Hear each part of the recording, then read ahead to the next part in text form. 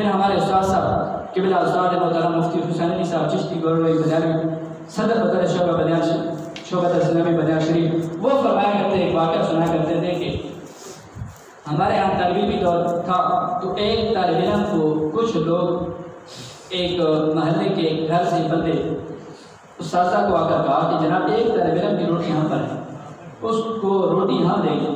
وہ طالب علم جاتا روٹی کھا کر واپس آ جاتا، دن چلتے رہے۔ اگر کسی دن وہ طالب علم روٹی کھانے نہ جاتا تو پھر وہ لینے آ جاتے۔ استاذہ فرماتے ہیں ہمیں سے کسی طالب علم نے ان کو کہا جناب آج تو مہمان سے لوگ بھاگتے ہیں اور تم خود اس کو لینے آ جاتے ہو، وجہ کیا ہے؟ انہوں نے جواب دیا، وہ شاید میرے اور آپ کے لیے کافی ہوگا۔ انہوں نے کہا جناب بات اس کے کھانے نہ کھانے کی نہیں ہے، بات اصل یہ ہے کہ جب سے اس نے ہمارے گھر سے کھانا شروع کیا ہے، اس کے کھانا شروع کرنے سے پہلے ہمارے گھر کے اندر لڑائیاں ہوتی تھی، جھگڑے ہوتے تھے، ہم بھائی ایک دوسرے کو دیکھ نہیں سکتے تھے۔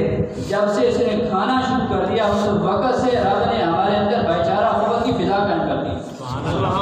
اور جس دن یہ کھانا کھانے نہ آئے تو پھر ہماری لڑائی جھگڑے شروع ہو جاتی ہے۔ ہمیں اس کے کھانے کی فکر نہیں ہے،